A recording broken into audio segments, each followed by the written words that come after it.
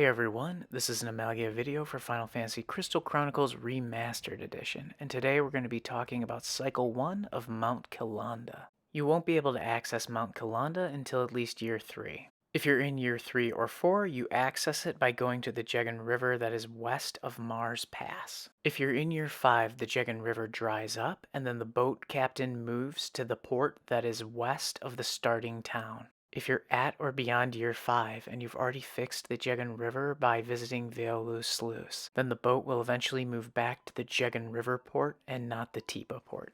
Because of the way the travel scene to Mount Kalanda works, you have to pay the boat ferryman 500 gil every time you want to challenge Mount Kalanda, unless you go through the multiplayer menu. There are ways to get discounts for the boat rides, and the first opportunity comes the first time you visit Mount Kalanda. If for some reason you already have a pinch of Mount Kalanda sulfur already from playing online or something like that, you still need to visit the dungeon and complete it to come back and talk to him again in order to be able to turn it in. You can't give it to him up front. Once you pay and board the ship, he'll take you to Mount Kalanda and the dungeon will start automatically.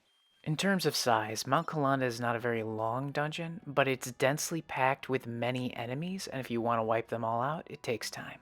This dungeon is also where you get the rare Fire Ring artifact that will permanently give you the fire spell without having to pick up Magicite as long as you have it equipped. First thing you're going to want to do is head to the left and get a treasure chest that's near the entrance. After you have it, you're going to want to head north and you'll run into a Fire Heerman and a Fire Moo. Unless you have some of the other artifact rings already, you're probably not going to have gravity by this point.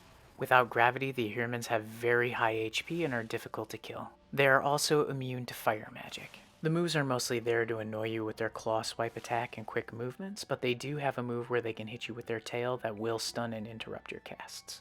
After those enemies are dead, we're heading to the east to clear out a dead end with some treasure.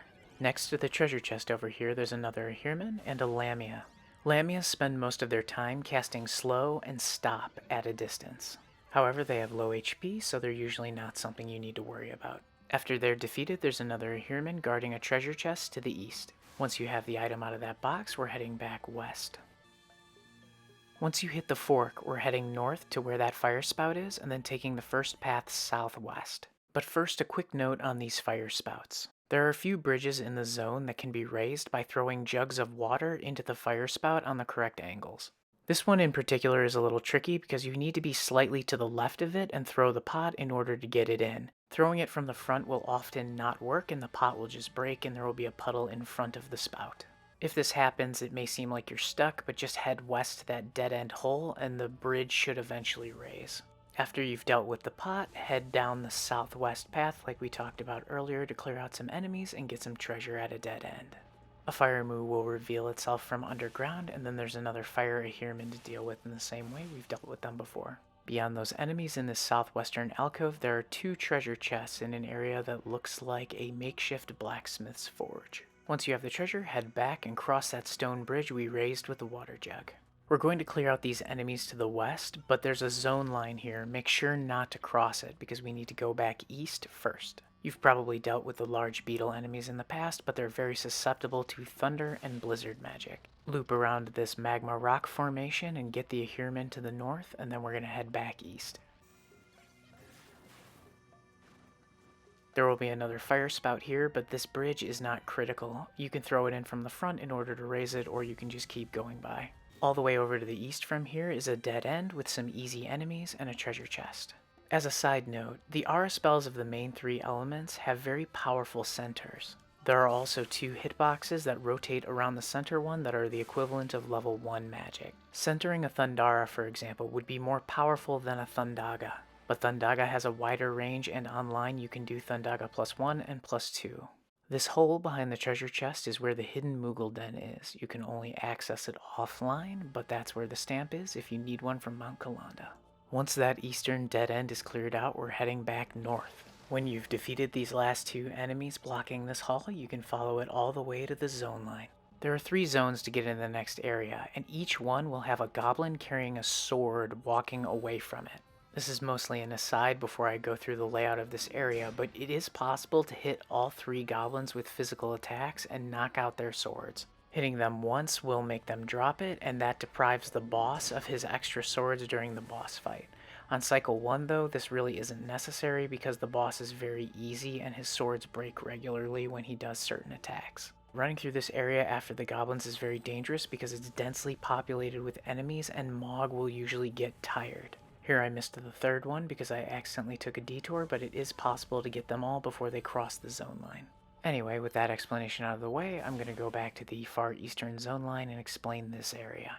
This is the last zone in Mount Kilanda, but it's very wide and spacious and has a ton of enemies in it, as you saw when I was running through it. The Kurls in this zone can cast Fira, but they also still have access to Thundara, which can stun you, so be careful. Because of this zone's odd layout, the best way that works for me for clearing it out and not missing any enemies is for me to travel from east to west, clear out the bottom, then travel west to east and clear out the middle, and then travel east to west one more time and clear out the top end, and then zone in for the boss. The reason I do this is because when you travel south to north, you have an easier time seeing where enemies are and where treasure chests are versus trying to go up to the top and then heading north to south to clear out the winding paths. If you end up missing enemies in this part of the zone, it's probably going to be the Kurils that are down by the zone line, or sometimes the enemies that are in the dead middle, and then sometimes the enemies that are on the eastern side. A quick note about Mog is that Mount Kalanda is one of the zones that counts as very hot, and Mog can actually get overheated faster. The way to get around this would be to cut his coat at the Moogle Den, but it goes away after 1 or 2 dungeons, and it's really not worth the time it takes to cut the entire coat. North of the middle zone line, there's an atrium area that has a lot of spindling hallways. You're going to have to check all of them in order to get all the treasure chests and enemies. There's a treasure chest to the southwest and the northeast of the atrium area here that you can see on the minimap, and I'm going to head southwest to that box first. These horned hammer enemies are very susceptible to the paralysis from thunder. Not only have I seen them drop the Noah's Loot, which is +5 magic on Cycle 1, but they can also drop the Fire Amulet innately, and not just off the boss from bonus points. Remember to clear out the southwest tunnel from that treasure chest so you don't miss any of the Kurils in this area. Even though some of the enemies can innately drop the Fire Amulet in the remastered version of Crystal Chronicles, it's still a good idea to amass as many bonus points as possible so you can get 2 chances at it. And I have actually seen 2 Fire Amulets be in the End Artifact reward screen. Just remember there are multiple ways to clear out this whole section as long as you can keep the tunnels in your head straight and know where you've been and where you haven't been yet. If you went to clear out the north side, there's a treasure chest that's between the far western boss entrance and the center boss entrance. Another thing is that some of the treasure chests in the zone will be empty. Don't really worry about the empty chests though. I'm not entirely sure, but the empty chests may just be placeholders for the Mount Kalanda sulfur, which is not a 100% chance to get in a run through. This tunnel south of the middle boss entrance leads back to the atrium I showed you earlier. The atrium tunnel leading northeast has more enemies in it and another treasure chest. As you can see here, this horned hammer enemy dropped a fire ring artifact that we were looking for to get out of the end of the dungeon. If you chose to wipe out the bottom, middle, and northwestern sides first, make sure not to neglect this northeastern path. It runs south all the way to that eastern zone that we entered from, so as long as you were there first, these should be the last enemies you need in order to clear out the whole area. All you should have to do now is head to the boss zone. Any of these 3 zones to the north will take you to his room. This boss is a classic Final Fantasy enemy and he's an iron giant. He starts out with 1 sword, and the other swords that those goblins brought him are scattered around the edges of the arena. His helpers are goblin mages, and they have pretty low HP. While the boss has a sword and you're at a distance, he favors doing a long-range circular attack slash that comes out of his sword. His long-range overhead slash attack is pretty easy to dodge, and it also reduces the durability of his sword. His attacks change once his sword breaks. He also has a sword swing that will knock back and interrupt anyone in front of him, usually triggered by being close to him. It takes about 3 overhead swings for his sword to break. When his sword is broken, he likes to put his fists together and do an overhead hammer blow that shoots electric energy out from his fists in a wide blast radius.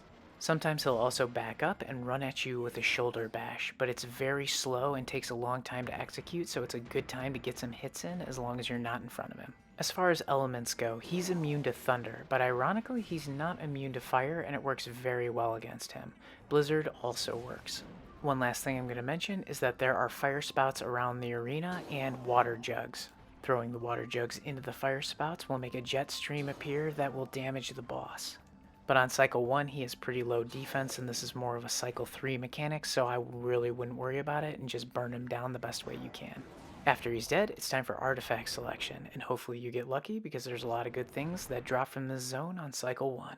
As you can see here, I got a fire ring from the dungeon, a fire ring off the boss, and a +5 magic artifact from the dungeon as well.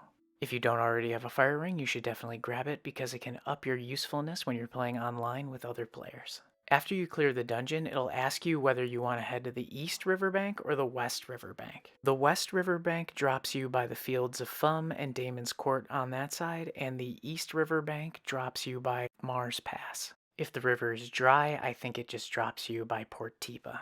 If you found any of the Amalgia videos helpful, please subscribe. It really helps us out. As always, thanks for watching, and I'll see you next time.